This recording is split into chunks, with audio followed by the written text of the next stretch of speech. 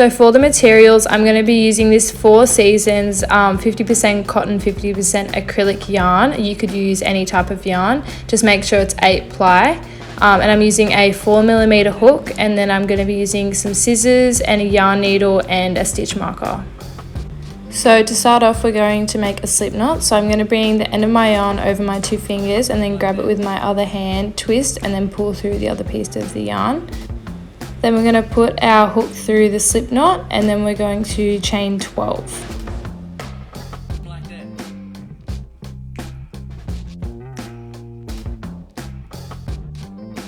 Once you've chained 12, we're going to chain an extra 2. This counts as our first half double crochet. Once you've done that, we're going to skip those first 2 chains and then do a half double crochet into the 3rd chain. And then just continue with half double crochets along the rest of the row.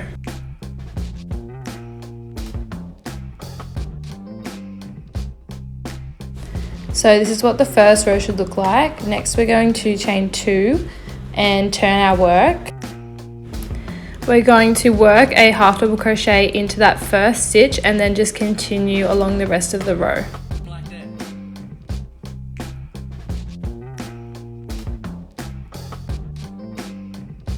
So at the end of the row, you can see there's a bit of a gap that I'm opening up with my fingers. It's where we did our chain 2, and we're going to put 3 half double crochets in there. And this is going to be the top of our cup. So once you've done your 3 half double crochets, we're just going to put a stitch marker in the 2nd stitch so we can identify where the middle is. So now we're going to be working into the other side of the chains, and you can see that little gap there that I've opened up with my fingers. If you need to do that for every stitch, you can, but it should be pretty easy to see.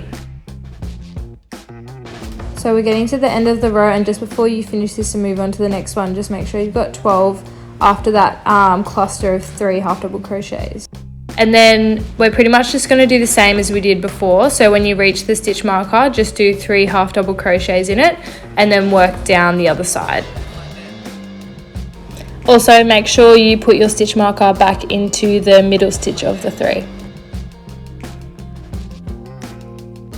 So we're at the end of the row, and this is what your work should be looking like. To start the next row, we're just going to chain 2 and then work back along all the stitches. So you're pretty much just going to be doing the exact same thing we did in the previous rows. I'm going to go do mine and then come back when I'm finished.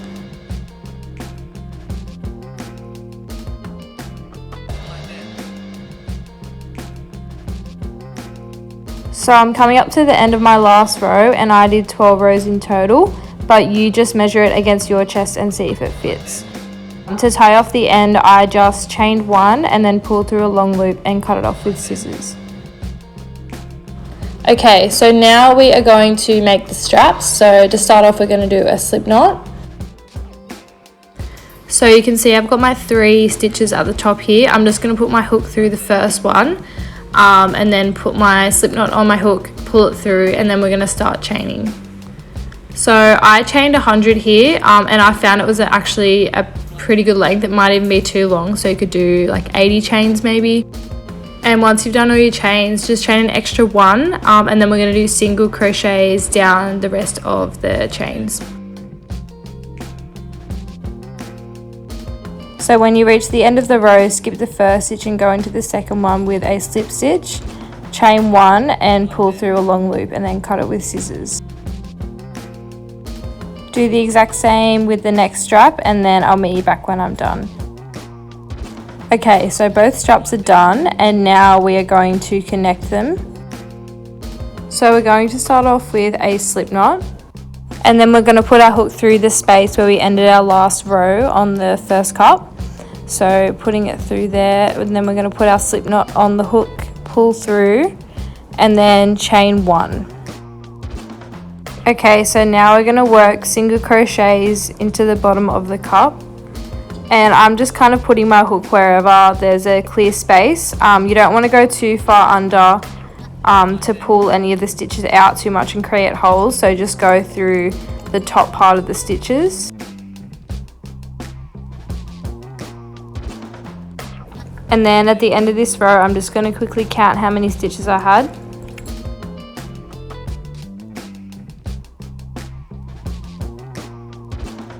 And then we're just going to grab our other cup and put the yarn behind it so it's easier to pull through, and then just do another single crochet and work along the rest of the row.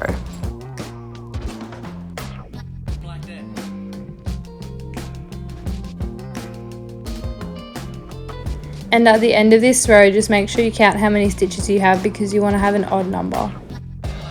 Okay, so to start our next row, we're going to turn our work and then chain 3. Then we're going to skip a stitch and then go into the next one, so double crochet into the 3rd stitch.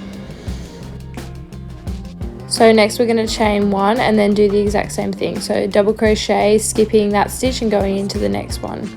It gets pretty easy from here because all you're going to be doing is this stitch along the whole row. So I'm at the end of the row and this is what it should be looking like. Next we're going to chain 3 and turn our work. And then we're just going to double crochet into that gap there. And then chain 1 and then double crochet into the next gap.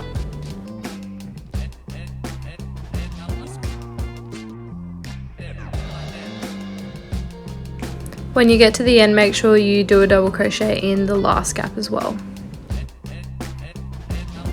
So just pretty much doing this back and forth until you have the amount of rows you want. I did 12 as well, but if you want to do it longer, just do more rows.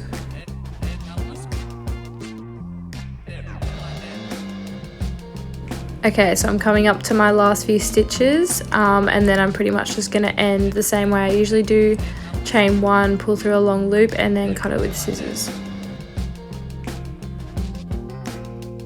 So this is what my top's looking like. I am loving the look of it, and now I'm just going to add the back straps. So to start the back strap, just make a slip knot and then put your hook through the single crochet at the end of the row. Put the slip knot on the hook and then pull through and then chain 120. So when you've done 120 chains, do one more and then start slip stitching back through all the chains. If you find this hard, you can also just do single crochets, but I wanted it to be a little bit thinner.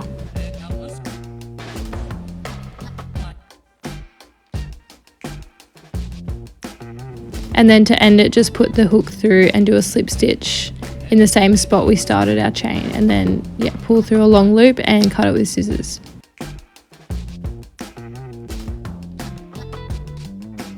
So do the exact same on the other side and we're pretty much done. Now we just have to weave in all these ends. What I'm doing here is just tying a knot where two pieces are close together so it keeps it more secure, and then threading my needle and then just putting it through any random stitch, just kind of making sure I'm going at least 2 or 3 different directions to make it more secure.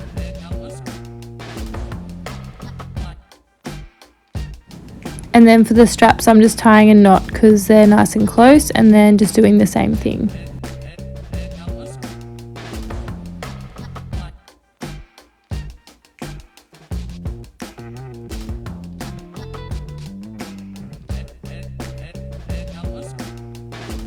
Okay, so all the ends are weaved in, and now I'm just going to show you how I tie up my top. So I counted 6 down, so it's halfway, and then put my strap through. And then I went through the last stitch on the other side and did the exact same with the other strap.